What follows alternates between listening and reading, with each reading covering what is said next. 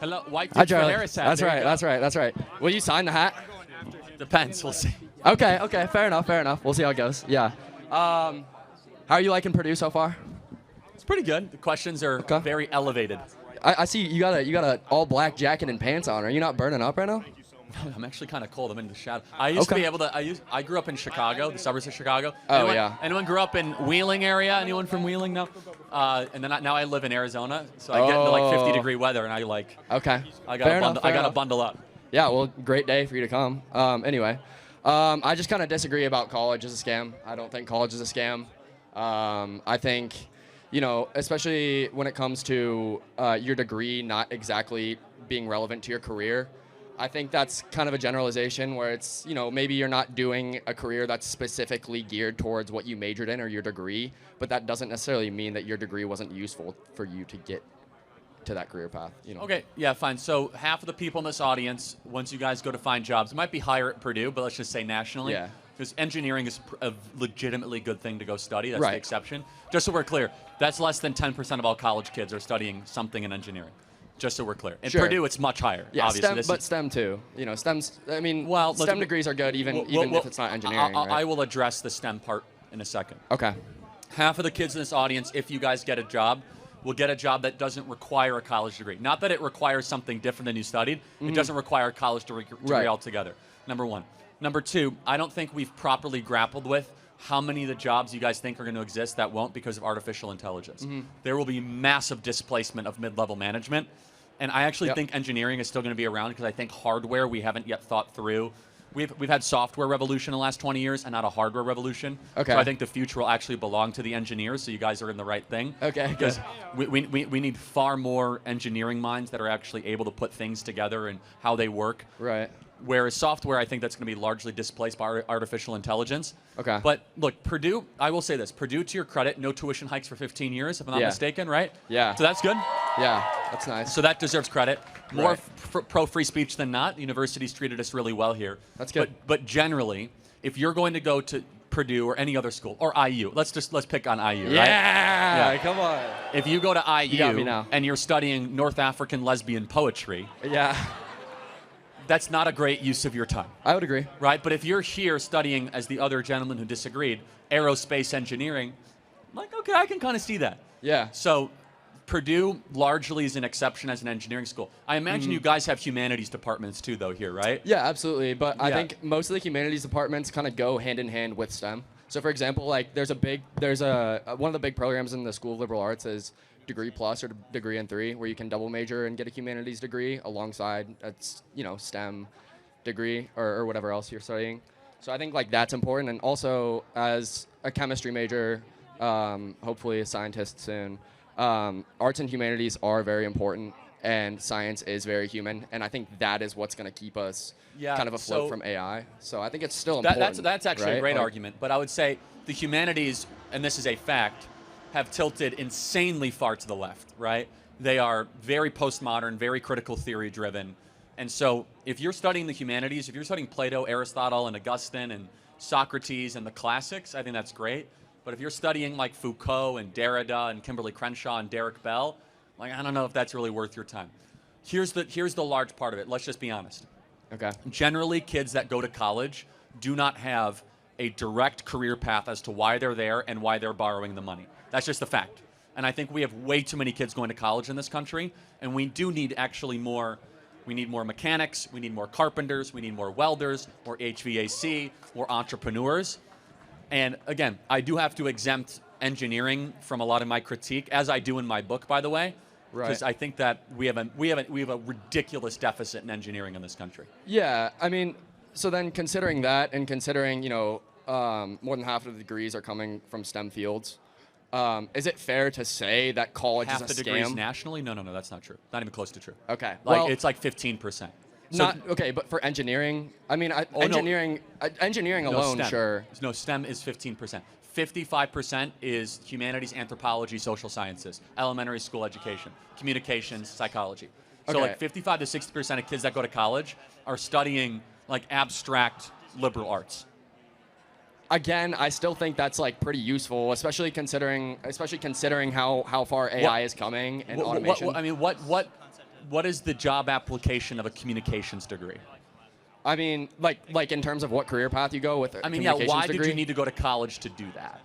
Because I mean, again, it doesn't. There's not an exact career, but a communications degree can help you get other jobs. For example, my brother was a communications major, and now he's in tech sales, and that degree helped him get into that. That's a great example. I don't think you need a degree to get into tech sales. Let me ask you a hypothetical. It's a fun thought experiment. Okay. Okay. Sure. An 18-year-old.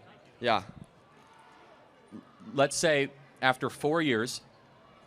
Actually, let me ask this differently. You're hiring somebody as an employer. Yeah. What is more attractive to you as an employer? A 22-year-old that went to IU, boo, and studied communications. Well, of course not. Of course it's IU. Right? Studied communications for 4 years. Yeah. Or a 22-year-old that has traveled the world, speaks 2 languages, and started his own business by the age of 22. As an employer, what is more interesting to you? Well, why can't you have both? Well, they're not mutually exclusive. Oh no, they are. Right? I mean, let's be clear. I bet a lot of you guys are not traveling the world right now. I think some of us are. Traveling the world while you're at Purdue? Yeah, absolutely. Really? I mean, you have a lot of money, man.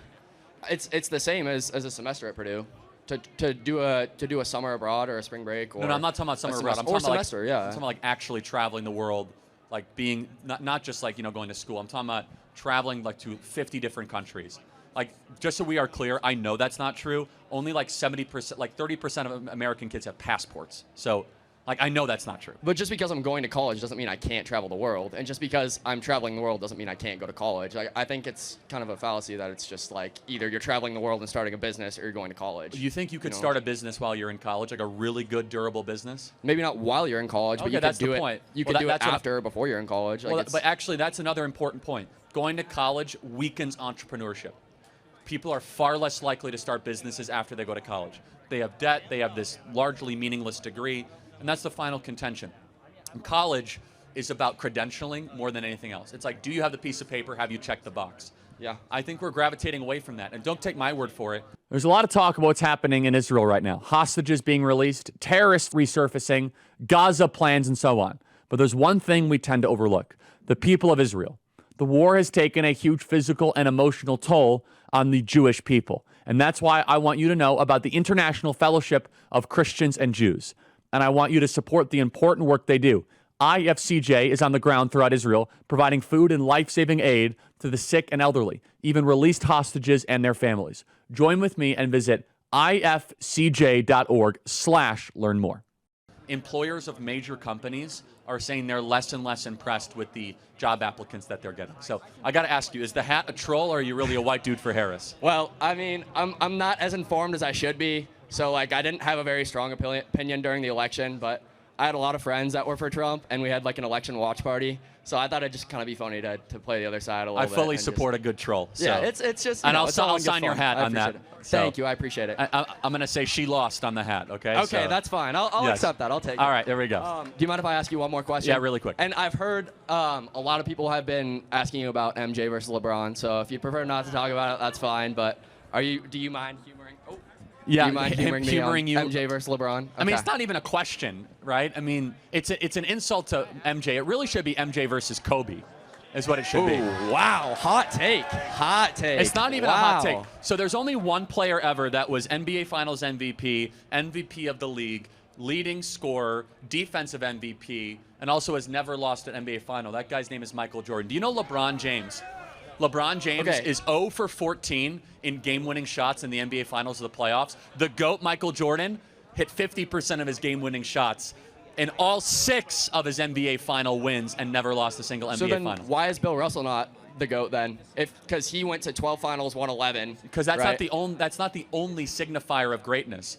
The greatness can be measured in not just statistically, which is one of the measurements, but also what you did to the league. Here's a very simple question. Sure. When you go to downtown Chicago, are the kids wearing Jordans or are they wearing LeBrons? Well, Jordan played in Chicago. Of course they're wearing Jordans. Right, what about Cleveland? How about like this? If you go to Ohio, Cleveland, they're wearing Jordans, man. If you go to LA, they're still wearing Jordans. Okay, but the thing is, like, LeBron has had a lot more of an impact on the culture there. Just because they don't wear his shoes, hold on. Again, this is very hard for me as a 30-year-old, 31-year-old to communicate because of the cultural impact of MJ and what he did. When was the NBA more popular, the 1990s or now? I think it's pretty comparable. It's not even close. I think it's actually statistically it's down 30%. Okay, I think this is it's pretty difficult for us to debate on the topic of culture. So can we just stick to the numbers? No, I'm saying the numbers of the way? game. I'm saying LeBron made the game worse. Less people watch it. Less people are interested. MJ made the game so much more entertaining. It was more popular. They sold out more stadiums. MJ made the NBA a cultural phenomenon. LeBron has made the NBA a cultural joke. I don't know if I would attribute both of those things to MJ and LeBron. Hold on, you're the face of the league, though. Hold on, you got to be able to own the success and own the downfalls. MJ was the face of the NBA. LeBron is the face of the NBA. And the NBA has slipped in every objective measurement of popularity and attendance. And you can't force me to watch an NBA game. It's a joke. No one takes it seriously. I like the NBA. You like the NBA? Yeah, well, I'm a Nuggets fan, so Nikola Jokic, you know. Okay. That's another topic, MVP. Yeah, again, I don't find it fun to watch a bunch of guys like in a glorified three-point contest. Like, that's basically what the NBA has become. I disagree. I think it's pretty sick. But anyway, back to your point. Right, I'm trying to remember. There was another point that you brought up earlier that I wanted to talk about. It's not just statistics though. It's that how do you perform in clutch? Okay. LeBron James has lost more finals than he has won.